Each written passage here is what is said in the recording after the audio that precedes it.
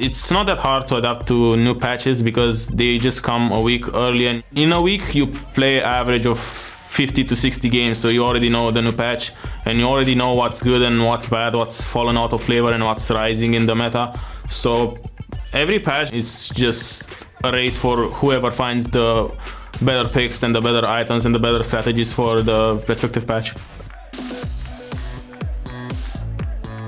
Welcome back to the Analyst Desk at the European LCS, where we're joined by Trevor Quickshot Henry as H2K and the Copenhagen Wolves set up on stage together for the first time since the Wolves bested H2K back in week 1. Let's start by taking a look at the starters for H2K. We saw them there: Odowamne, Lulex, Ryu, Hjarnan, Kasing, and Prali. The Copenhagen Wolves bested H2K back over in week 1. Things have changed, and well, I just want to ask you guys straight up, is H2K the best team in Europe that isn't the number 1 yet? Yes. Yes. I think it's that simple. I think H2K in a 7-game winning streak have shown as a team they are the strongest at the moment. Individually, I feel you may actually be able to find better players per role, but it doesn't matter because as a unit, their shot calling, their decision making, their synergy, their understanding of the game, their picks and bans, they are simply outclassing everybody they play against, regardless of who's in a hot streak or who their opponent is. So as it stands today, yes, I feel they're the number 1 team. I do not agree. Like, how I feel about the EU LCS right now is that H2K is a team that has, they're maximizing their potential right now. They're doing really well, obviously. They're getting to the winning streaks and stuff like that. But I think that SK as a team and Fnatic as a team, they have higher ceilings. They can go further than H2K can do. And therefore, I don't believe them to be the best team, especially in a playoff format where the predictability that they come with is going to hurt them a lot. I have to admit, I can't. International skill ceiling is going to be higher on Fnatic and SK, just in terms of the individual players. However, I think in a playoff series, when we get to EU playoffs, I think H2K are going to be in there, and I reckon they're going to make top 4. It just depends on whether they choke under pressure and how will they perform. And because we've never seen these guys against top-tier international players, it is a little unfair to say that they won't perform. But I do agree. I do share that sentiment. Like, if you look bigger picture internationally, I don't know if I'd say if they would do better than Fnatic or SK. But right now we're talking about the European LCS. You actually said that for Fnatic you were doubting maybe the champion pool for both Huni and Reignover coming in. Is that something that you see in the jungler for in Lulex and Odowamne, where they could surpass Fnatic in that one, or not even that? I think Odowamne can, but Huni has fixed at least like one more champion, which is the Nard that came in today and was really, really strong. But I see like this Lulex Reignover could be an interesting matchup, at least, like in terms of how their pools operate, because like we've seen that from H2K where they banned both which was it, Nidalee and Sejuani last time on blue side, which to me doesn't make sense. It kind of indicates that maybe Lulex is not playing Nidalee, similar to Reignover is not playing Nidalee, so they are not really prioritizing the main champions besides Rek'Sai, and I guess like both of them kind of have the same issue, so neither has a higher ceiling, to be honest. All right, well, number 1 team or not, it will be a fierce opponent for the Copenhagen Wolves. Let's take a look at their lineup on the red side in this one. We have Youngbuck, Airwax, Soren, Freeze, Unlimited, and their coach, Dentist. Yesterday, they won the early game again. Freeze went 3-0 on Kalista, and they kind of, well, facepalmed themselves that they couldn't push that through quick enough, but it did end up closing it out. Yeah, they did, but it was mostly from, punishing mistakes from elements yesterday.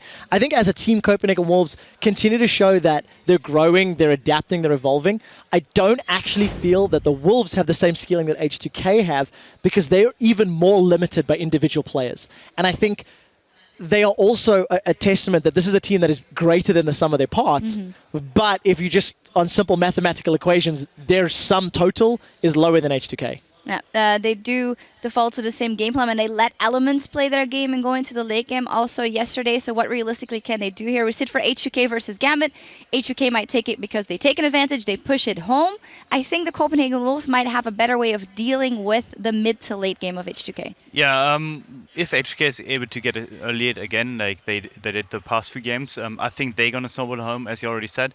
But yeah, as the mid game and late game comes in, like Copenhagen Wolves kind of knows what to do. I don't know how they do it, but probably because like in scrims, from what I've seen, they never surrender. Even if they're 15k, 20k, 25k down, they are gonna keep it up and they're gonna try to learn out of those situations. So they're more prepared for the mid to late game. And if they manage to actually pull till then and don't give up 5 drags, which is something that H2K has done pretty early, like in 31 minutes. Like it's going to be interesting for them. Yeah, I also think that's a big question for me. H2K have shown when they get a lead, they don't give it up. They've had a few scrappy games at closing, but for the most part, they close effectively. The one thing H2K need to demonstrate is if they fall behind, that they can play from behind, because that's a testament of a great team. That's a testament of a team that can win championships and playoffs. And Copenhagen Wolves has got one of the best laning phases in the game now, if they get head-to-heads. So we'll see what they can do. We'll see if the Wolves can put them to the test. And with the stage set, let's hand it over to the caster desk to take us into Champ Select.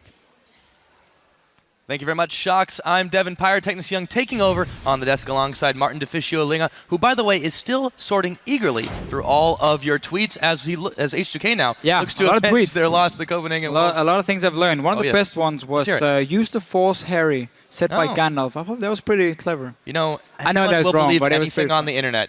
That was Abraham Lincoln. Oh, all right. Trust everyone on the internet. Yes, they never lie. Never lead you wrong. Now, this matchup, I feel like they talked about H2K being, you know, the best team, not currently in the first place spot. Right. They are currently sitting, you know, fairly high on the table nonetheless. But the Wolves have proven to be a pretty tricky customer. I feel like this could be a tough match. Yeah. The Copenhagen Wolves have showed some good games, especially the early game has been improving from them. I do, however, feel that H2K are going to be stronger in the early game, and also their dragon-like objective control is insane, like rotations, fighting for dragons. So we might have to see Copenhagen Wolves try and drag it all the way to late game. They certainly have been able to do that. Maybe try and beat H2K there, because I feel like H2K as a team is stronger in the early and mid stages.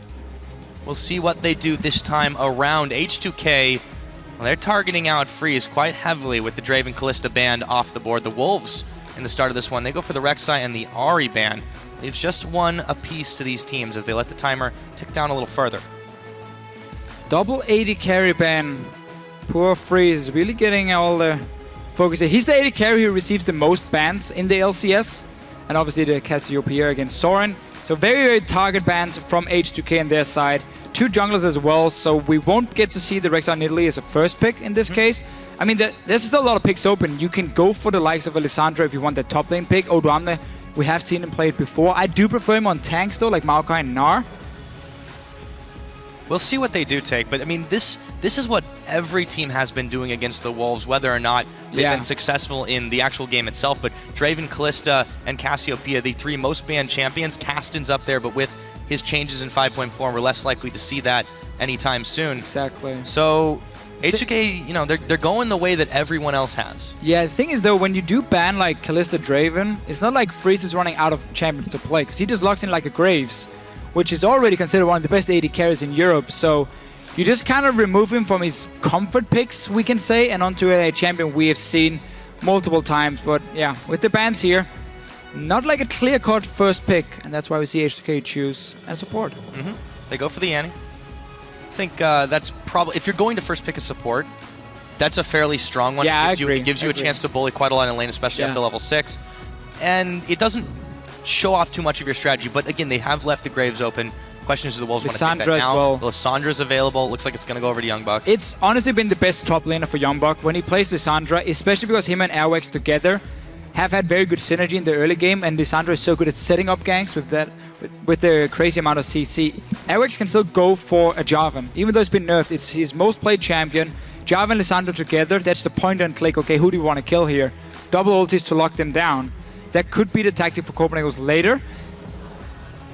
I was about to say, he did play this last year. He played Yorick Jungle last year. A little nod to that, perhaps. It didn't work for him, and instead, the Jarvan, as we talked about. So, Copenhagen Wolves, very standard for them. You get the best top laner for your top lane. You get their most, or the best jungler for your jungler. They can be very happy with this start, because they're not really losing anything by Annie being taken away. Unlimited has showed us plenty of games on Leona. We know he can play Thresh, Braum. I mean, there's so many picks for him still. Even Morgana could be an option. So I feel like Copenhagen Wolves, with the first rotation, is looking fine for them. Yeah, snagged a couple of power picks for themselves, but H2K, they've got to have something up their sleeves here, else they wouldn't have gone for that Annie first pick. they are taking their time about this. You can see the communication there, probably the rest of the team talking it out, what they want to go for. Remember, this is a team on a massive win streak. They've got a lot of hype, but they've got do this all the time. A big chip on their shoulders too. Yeah, that's very true. But Odoamne will always get a Maokai if he feels like there's a decent matchup for it. Maokai into Lissandra is more than fine for him, especially once he gets a Catalyst and he can survive some of the poke coming in. Then he can really start diving onto Lissandra and out-trade her, and also, of course, set up ganks. So we have two top laners here. If they get some jungle help, we can get quite some explosive 2-on-2 fights with a lot of CC involved. And obviously Yanan with that Sivir has been banned a few times against him, but really been also the main pick for him, where he's so good at getting a lane advantage, fast push a tower, and then rotate to mid lane or top lane, and keep pushing in with this Sivir here. Yeah, I feel like comfort picks are the name of the game. Really, yeah, situation for H2K. And why not? It's worked out so well for them. Odoamne's had a whole ton of successful games on Maokai versus Gambit 3-4-9. Not a terrible score, respectable. On the other hand, the Wolves, they are going to get their hands on Graves for free, so no trouble for them there. And they pick up the Lulu, which is technically that flex pick for the mid or the bot. See in the mid lane. Normally when the Wolves pick it, it goes to unlimited. And you have this very strong level 1 to 3 lane, Graves, Lulu together, who can also fast push. So even if H2K decides to lane swap, you have a strong 2 versus 0, 2 versus 1 lane to poke and take down a tower and then swap around like SK Gaming likes to do. So I was going to say, it's a mini SK lane. Kinda, yeah, it is, for sure. One Forgiven and Rated has used a lot of times. So H2K and Copenhagen Wolves really getting complete comfort picks all around. Nothing new being locked in. Katarina, I don't expect to see that one. LeBlanc, however, for Rio. Zed is still open, and Soren likes to play Zed. So if that one gets locked in, I'm expecting Zed to come in. Also because Copenhagen wants to set it up perfectly in having Lissandra top lane as an AP champion already. So you can do Zed and don't risk having this only physical damage lineup. So that's going to be Zed for Soren. Yeah, that should make a lot of sense in that situation. They also, the Lee Sin is taken for Lulex, so H2K looking to make some plays early. We will see. I really wouldn't expect anything different than the Zed, but they do have a few other options. Yeah, I guess the only problem is if Copenhagen Wolves do take the Zed, you don't really want to go too late game, and you already have a very mid-game focused combo with Lissandra and Graves. So that could be the worry if they are aiming, you know, not to beat H2K at their own game, which is always around these dragons, 20 minutes in, the quick roams from the likes of Kasing when he's playing Annie, Thresh, whatever. So that's going to be the risk here. Yes, you want the Zed for the lane matchup into the LeBlanc and the outplay potential, but do you want it for the late game? That is the question. And the Wolves, they let the timer tick down quite long before they do finally settle. It looks like Lula mid works too. Yeah, it's not going to die very easily. You can't get 100 to 0'd on the Lulu, and they do go ahead and lock in the Morgana at the very last second. Yeah, so Lula mid is also extremely good into LeBlanc. You should win that matchup. But we can of course see the Copenhagen will swap around. Lissandra works in that case. So there is a lot of options in terms of Morgana, Lissandra, Lula, who's going where. They can...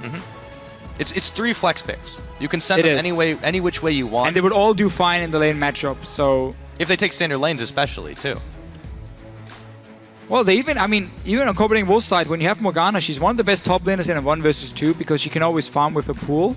And then you have that Graves Lulu we mentioned beforehand that can fast push a lane and take a tower very early.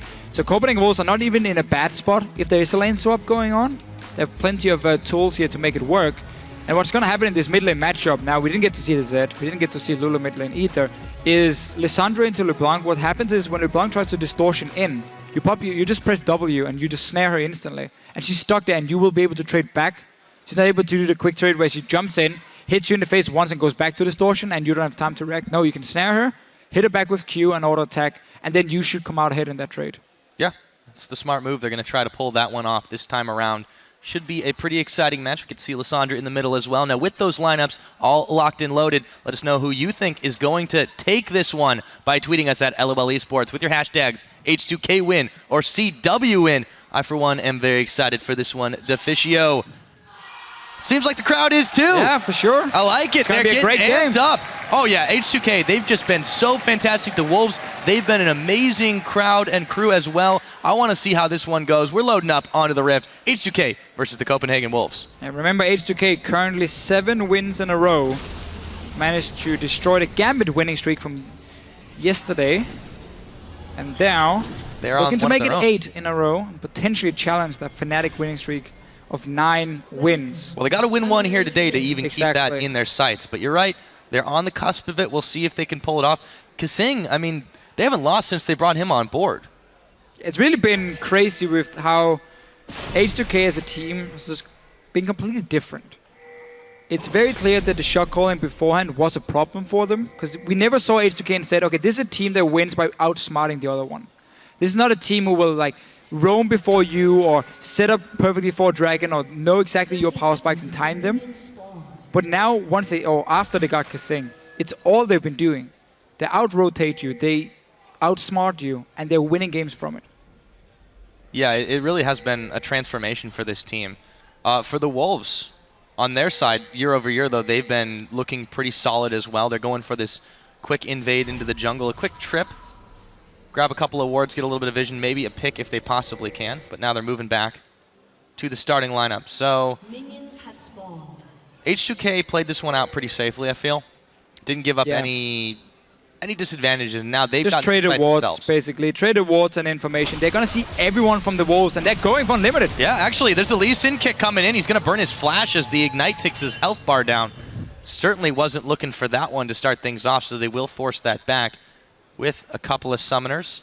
There was a bit of a greedy invade at level 1 from the Wolves. I think they were looking for Odo Amne and see if he was setting up saplings on the Raptor camp. And they wanted to like ward over and try and stop him, because if you just do a few hits, you can get him fairly low and maybe force him just to back away and not get that instant level 2. But H2K were ready for it, so they sat there, they were waiting. They saw 2 guys on the ward around the blue buff, so they know, okay, there's not 5, that's for sure.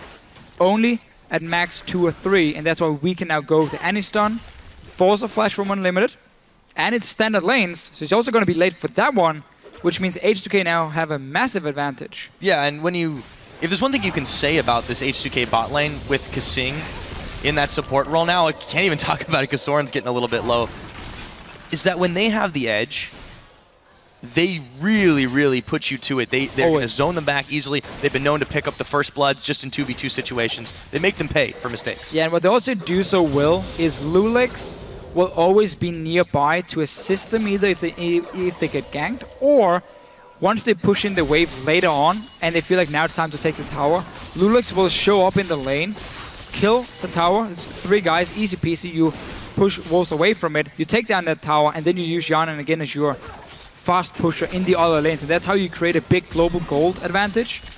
But it, of course, requires them to win the lane. And with Unlimited being late, not having a flash... Oh, Airwalks is... It's getting close here. Yeah, he'll be okay. He got it. He's cleared out the red, but yeah, talk about a dangerous jungle clear.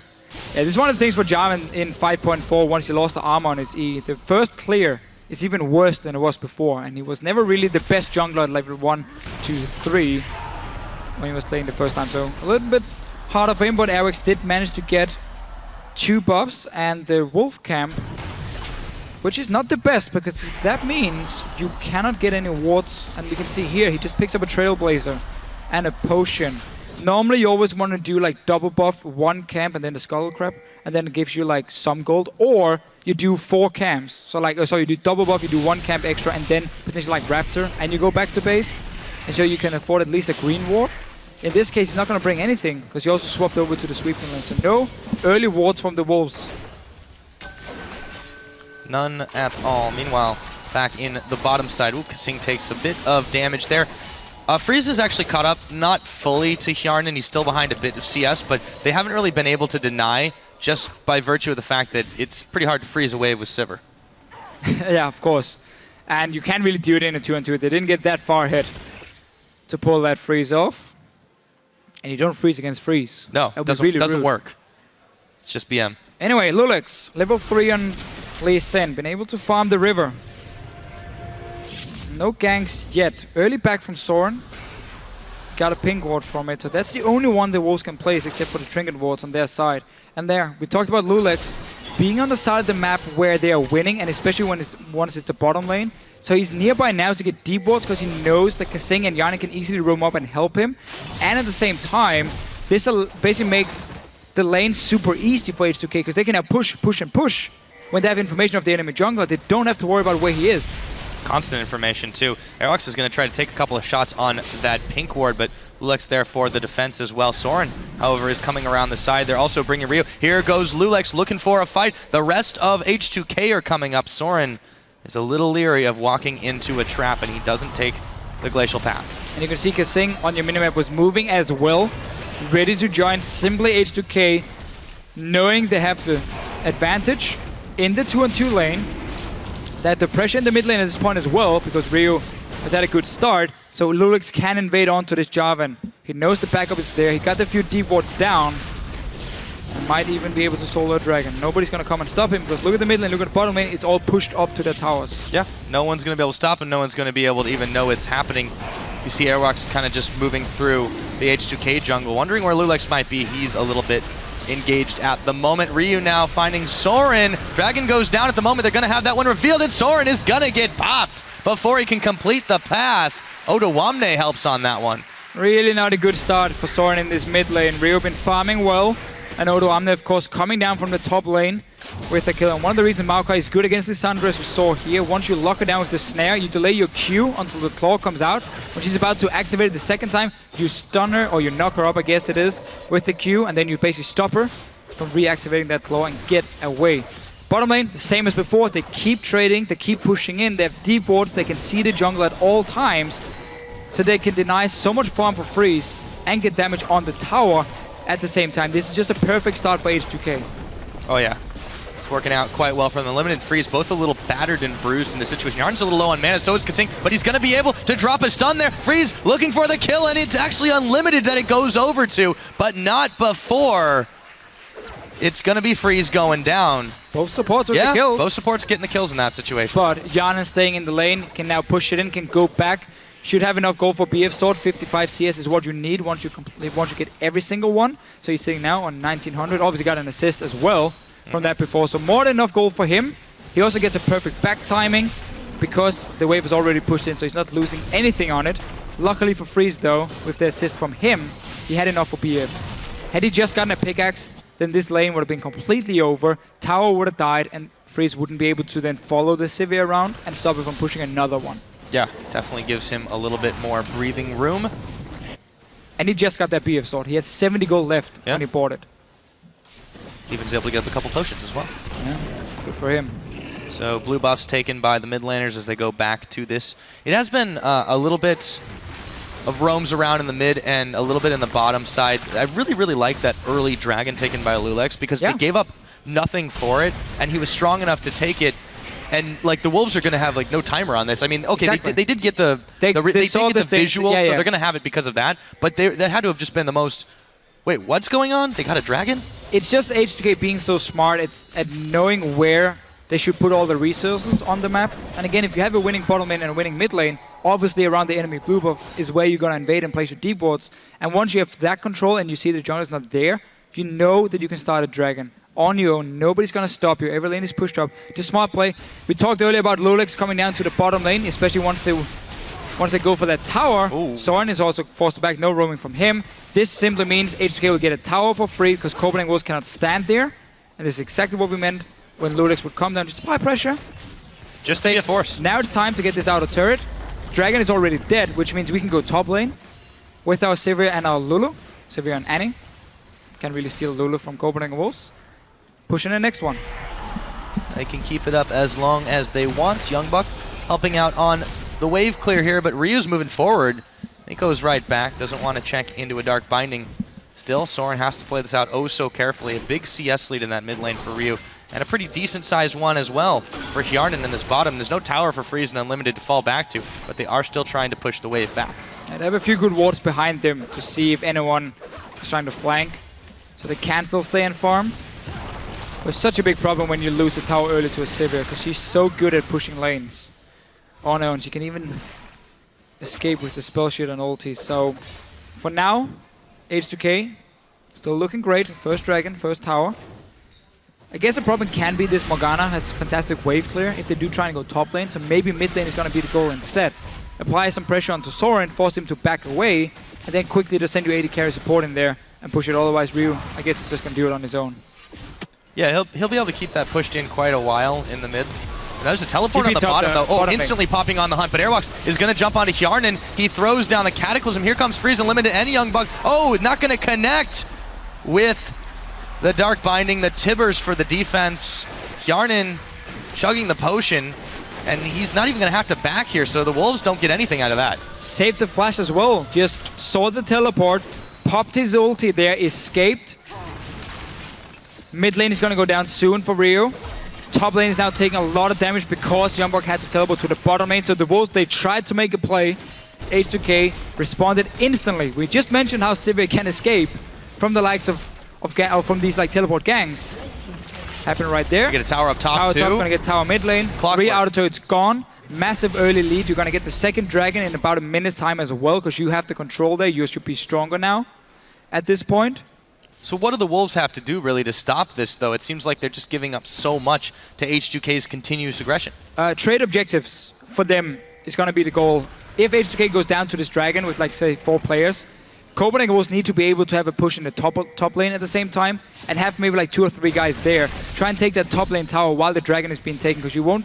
If you don't want to contest it anyway, you need to get some global gold, and that should be the top lane, far away, obviously, from the dragon, so no risk of H2K suddenly collapsing on them. And that can be one of the things for the Copenhagen Wolves, or they can say we're not that bad off. Kills. Yeah. Soren. Oh, Soren. Didn't even proc the ulti from Rio there, and he's still that low. Yep, and now Lulex is chasing down Airwax. This could be some trouble. He's going to get the kick and follow through. And a boot to the head will send Airwax back to base. 13 seconds on the dragon respawn. Yeah. H2K still running the map. It's just impossible to beat a jungler. When every lane is losing, I'm sure all the solo queue junglers can agree, when every lane is losing, you're just stuck in there on your own, and if the enemy walks in to find you, well, you're not going to do anything because nobody's going to help you. And you saw how Lulex here, he put the Q onto Airwax, and he said, okay, do you want to EQ over the wall? I'm just going to follow because I haven't activated again. And then once he realized, well, I don't really have to, just kick. Yeah, no trouble whatsoever. No sweat, no fuss, no muss. Considering Yarn and Lulex, they should be able to easily secure this dragon. There is no response, of course, from the side of Copenhagen Wolves. And number 2 falls neatly into their pockets. It's going to have to be the next dragon where the Wolves potentially can try and trade a tower for it. This one is still too early in the game, and your jungler has just died. It's so awesome to see H2K play. Everything is just timed. So okay, crisp. There we go. Okay, we know we're winning these 2 lanes. Lulex, you go into that jungle, you find the enemy jungler. Oh, there he is. Perfect. Go take a dragon. We got full control, winning every lane. And the Wolves they're really not slouches of a team by any means. They normally win the early game. Exactly. H2K they're just that smart. They're thinking on another level. Well, they're playing the game correct, at least, for them. And one of the first times we have seen a team here in Europe really play like the textbook way. It's what you often see from a lot of the great Korean teams, where you can somewhat predict what they're doing because it's the right move, and that's what they're going for, and that's how they always press that advantage. H2K in Europe is doing the same thing here. And they've done it 7 games in a row. They always get that lead, they always get early towers, they always use the AD carry to roam between lanes. Now Jan is in the mid lane, pushing it in. They have dragon control. The Wolves, they need to pull off some crazy pick soon, otherwise they're going to keep losing towers. The problem is, you've started to get into territory where Odoamne can be a pretty big front line. He's got the Righteous Glory completed. There's a lot of vision on the side of H2K, double side stones, of course. And they're just trying to make sure that they know exactly where the Wolves are at any given point. And anyone just rotates around. You see Ryu now making his move to the bottom to just clear out the minion wave. The Wolves just don't have pressure for long enough anywhere. And also, they can't do anything without being spotted. There's another ward thrown down, and they know exactly when the red buff was now taken. Well, yeah. When you take down these outer turrets so early, it just opens up the enemy jungle for you. I mean, that's yours basically now, because it's so easy for you to walk in there. Multiple ways to get in the jungle, multiple ways to get out as well. And you can do the SK Gaming style, where you can now push 3 lanes at once. So when all these minions are standing at the tier 2 turrets of the enemy team, well, you get so much more information because you can see them sit and farm the minions and defend the towers. Meaning you can always count, okay, how many guys are there? Okay, there's 4 defending. I know there's maximum 1 guy at the enemy blue buff, so we can easily walk in and place a ward. And this is just such a massive lead. You can see the damage differential there. The 2 dragons, you know, maybe that, okay, is not always going to be the biggest indicator. 3 towers, they got none on the side of the Wolves, and a 5,000 gold advantage at 15 minutes. H2K is putting that to work, too. Yeah. And you can see how they're moving around the map here.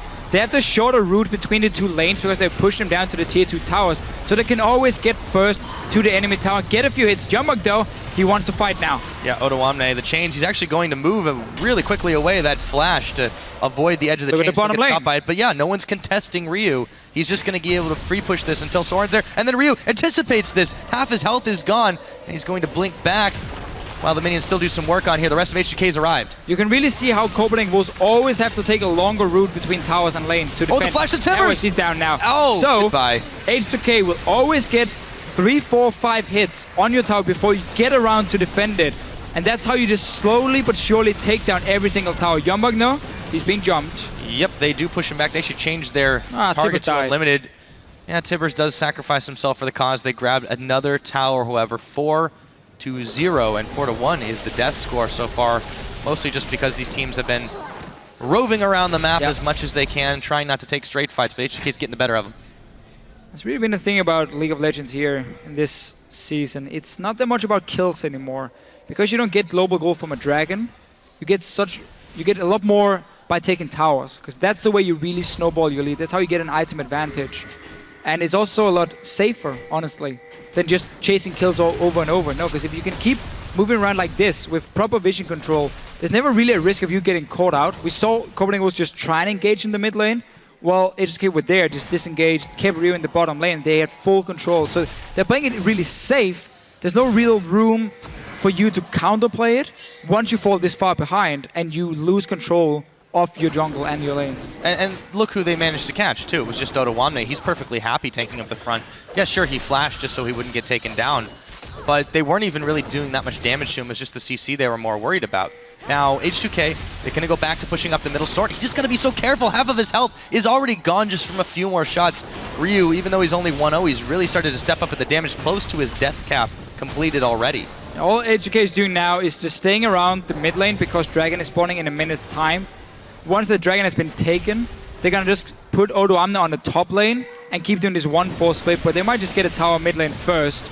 It's already down to 50% because they've hit it so many times and Soren was back in base. Yeah, the Wolves, they can't really fight this one. Now Airwalks again, they just keep going in and forward. Here comes Lulix. He's going to get locked up by the Frozen Tube. Kicks Youngbuck out of the way. The collateral damage. Lulix is still alive. Finally going down to unlimited, but will the Wolves pay for this one? It looks like they might. Soren going down even after the wild growth. Youngbuck, Arcane smashed down. Hjarnan is the one who actually picks him up, and he follows through, flashing over the barrier. Can he pick another kill? Spell shield on, going to get burned away. Go, and Tibbers. They're going under tower. Tibbers tanking it all up. H2K are owning the Wolves base, and it's not 20 minutes yet to Fischio. Nope, it is not. That's going to be an open inhibitor suddenly again. 2 dragons to 0. They're going to get another one for them once they decide to back away. The Copenhagen Wolves have just been pushed back into a corner, and there doesn't seem to be any way out. Yeah, I mean, they're starting to run out of room here. Dragon's going to be up in another 5 seconds. H2K making a beeline for it. And the Wolves, you know, they're trying to feed on the table scraps, but they're not being left anything by H2K. They're running down, so H2K is fairly low for this one. Ryu also just used his ulti on the Dragon. If Wolves can get in time, they might be able to pick a fight. Hjarnan is out of mana. I think this is the one they should take. Yeah, the teleport's coming in. Airwax is going to lock him up. Odoamne, Kasing a little bit low. Here comes Youngbuck. He doesn't actually connect on the binding, but they take down Kasing anyways. Odoamne looks like he's going to be the sacrificial tree. He goes down. And they don't get anything else after the fact, but you've got to make that trade, and now you got to push bot. Yeah, so you gave them the Dragon, fair enough, but you got 2 kills. You're going to get a bottom lane tower. This is your way to at least get some gold, so you don't fall too far behind in items. We can already see how Ryu is sitting on death cap, Morello, everything, while Soren is still waiting to complete Morello Nomicon. Might even try to swap it up for an hourglass because it's going to be the fight. We go way back, by the way. This mid lane push. Tower down, Ryu. Keep jumping in. Lulix get the first one. And now look how much Copenhagen Wolves have to invest into killing one guy. It's nearly like every ulti being used. Meaning H2K, of course, can just clean up the fight after. Yeah, and that wasn't even one of the carries, too. So really nice cleanup for H2K. Yeah, they gave up 2. I suppose Copenhagen Wolves pretty much had to take that one, even though they weren't going to get much more than a few kills out of it. It was better than nothing. They forced the issue. And, you know, they get a little more gold in their pockets, but it's kind of stemming the blood flow at this point. H2K are just, they're pulling away so far ahead. It's 20 minutes in, 3 dragons to 0, and a massive gold lead. And they're just going to push out mid lane now. Potentially even go and fight for it because they are so far ahead. They're looking for Youngbuck at least. Yep. Hopefully he can stay alive. At least that's what the Wolves are hoping, but not for long. Kasing will pick him up. An inhibitor is bare, and H2K is there. No one is going to be able to push them back off of this one. They don't even need a mini wave to even back them up because the Wolves just weren't in position in time. Rio already setting up the top lane. That's going to be the next target.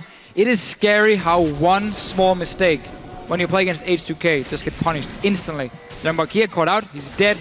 Unlimited. Walking in to try and stop Odoamne at level 1, remember, meant he had to flash away. He was late for the bottom lane, and even though it had a good matchup between like Lulu Graves into Sivir, that never got to work because they fell behind at level 1 with unlimited big blades. Tourney's dead. Oh yes, he is. And Airwalks now, he's going to be dead as well. Just like clockwork, H2K take another 2 off the board. This tower's going to be going down. The Wolves, they're still trying to defend, but they're really running out of turrets fast here, Deficio. They got 4 left. They're running out of members. Turrets, so yeah, they're running out of everything, honestly, for the Wolves. Looks like it might be time as well. Here comes Lulex, who's going to go forward with the Sonic Wave. Not going to hit, but they don't need it. Just slowing them down for the smallest of moments as another inhibitor is going to go down. It's 21.5 minutes. We've got 2 inhibs down now. Scary. Really is scary.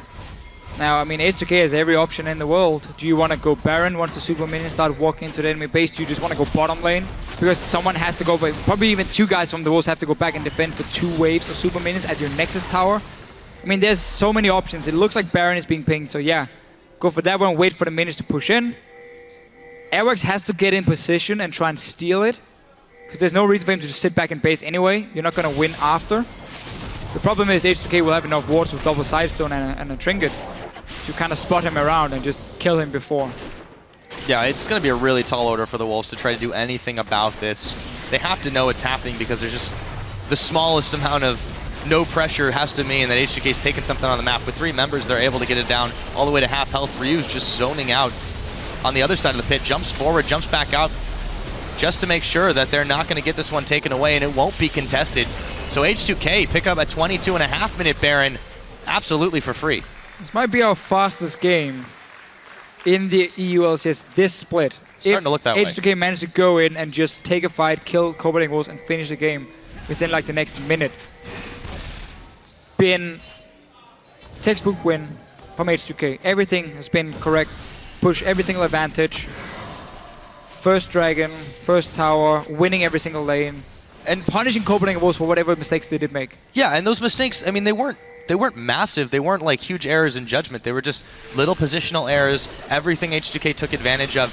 And the Wolves, their biggest problem this game is they were just too slow to react and too slow to just not get chunked out. H2K on the last inhibitor turret, already down to half health. Here comes restoring his health bar. Where did it go? Looks like it's going to be going down the frozen tomb. This looks to be the final fight. The Tibbers comes out. Kasing claims another. Youngbuck, oh so low. Airwalk's going to follow him to the grave. The minions are all over Copenhagen Wolves base, and I think that shortest game, it just might be at Deficio. 23.5 minutes in, H2K steamroll over the Copenhagen Wolves. They don't even need to see the Nexus falling. GG boys, they take it. What an absolutely insane game by H2K. Like, 8 wins in a row now for them as a team. Clearly the coaching, the players, it's all working for them. And this almost guarantees them being in the playoffs if it wasn't before. Obviously, we're not suddenly going to expect them to lose 4 or 5 games in a row. And I don't want to face this team in playoffs. No, and you know, the Wolves, they got taken out so fast, but it just seemed like they didn't make massive mistakes at all. No critical errors. They just got flat out beat. Yeah, it was more H2K expecting everything the Wolves were doing. They were waiting for Copenhagen Wolves at level 1 to go in and stop Odoamne. They were waiting right there. So once they came in, they stunned him, they killed him. Oh well, they forced the flash, delayed them coming to lane, and that was just the whole snowball starting right there. Just a small snowball, but then you push it over the edge and it became bigger and bigger and bigger and bigger. 23 minutes in, it hits Copenhagen Wolves in the face, and there's nothing they can do. So they, H2K, be super happy about this one. I do like how Copenhagen Wolves, though, whenever they lose, they still get together as a group. They don't sit down and look really sad. No, they stand up, they hug each other and say, okay. Yeah, they do it as a team. It's okay, let's focus on next game here, because it's a thing that we heard dentists say on the analyst desk. We have no egos. We have no superstars. We are all really good friends. We like each other. We trust in each other. So even when we lose, there's no complaining. It's just, hey guys, what went wrong? How can we fix it? Focus on next week. So I really like that from the Copenhagen Wolves. Yeah, it wasn't a terrible week finish for them either. 1-1. It just, it was a rough way to lose that game, especially after how grueling their last one was in that 67-minute against Elements. But I feel like they've definitely got some good hope for them ahead. And of course, moving forward into playoffs, they're still in a pretty good spot right now. Yeah. However, H2K, this is a team. These guys, they were just absolute dynamite this game. And you said it yourself, like, I'd be afraid to face them. It's terrifying, even for a team like SK and Fnatic. I mean, they're finding out that. Sure, remember what happened last time? Scary, exactly. H2K did this to SK Gaming. Just took them 10 minutes longer, but it was the same kind of game. They were in full control after killing Forgiven in the laning phase.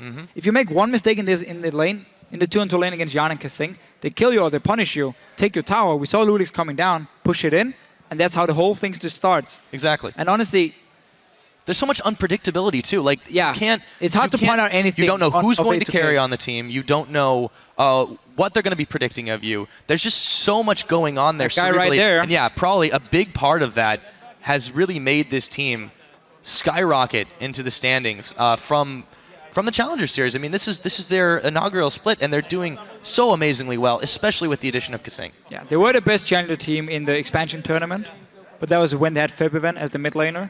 And there was so much talk about it once he left for Fnatic. Was this really... What was it going to mean for H2K as a team? And in the start, they were very inconsistent. They went like 0-2, 2-0, 0-2, 2-0. So we never really knew what to expect. We saw some good things, but there was no clear-cut like strategy or plan. And then they start talking about how there were shot-calling problems. They make the change. Kasing comes in. Everything suddenly works. They have not lost with Kasing 8 games in a row. Probably the best roster change all split. I think it's definitely been one of the most successful. So they're on the verge of tying that old Fnatic 2013 record if they take another win next week. And they're about to do that with Kasing winning every single one of those games. I mean, it's hard to understate how impressive they have looked, and you can't necessarily say how much of that's been one player addition or mindset changes of the coaches. But yeah, sometimes there's like one thing you need, perfect. And then it gets perfect. I mean, Season 3 summer split, Lemon Dogs. Started out somewhat shaky, lost a few games, won a few games. Then they made a support change. Mythic came in. And ever since that, they just became the #1 team in the LCS, and they lost maybe 2 or 3 games with Mythic only before getting to playoffs where they lost to Fnatic in the final. That's the same deal. There's like one player you were missing just to make it work. And it's been a deal with Kasing and H2K. Whoever is the mastermind behind it, it doesn't matter because they're all doing really well. They're clearly all on the same page, and that's the important thing. They are syncing up. I mean, timing-wise even, just you look at the way they engage fights and the way that they move around for objectives. It's not just crisper. I like to overuse that word, obviously, but it just looks like it's so much in sync compared to what you saw in the first couple of weeks. Otawame, the Scion play that he had. Yeah, he would go in, the other one back and then the Kennen, he would go in, and the team would be a few seconds behind. Somehow it just changed, and then they were all in the right place at the right time, and no team's been able to deal with it. That's what's so important about this. And that is the thing, because when you're looking at them play, you can say, okay, they have a lead in the bottom lane. That basically means Ludix is going to invade. He's going to go bottom lane, get a tower, and they do everything by the book. And that's why it's so hard to play against, because they're not making that wrong move. They're not suddenly saying, oh, let's recall with Sivir and run top lane for no reason when the tower is not even dead yet. And then, okay, great, now Copenhagen will get back in the game or whatever. That was a terrible example. But they don't really make that big misplay where you say, here's a chance for the Copenhagen Wolves to get back in the game.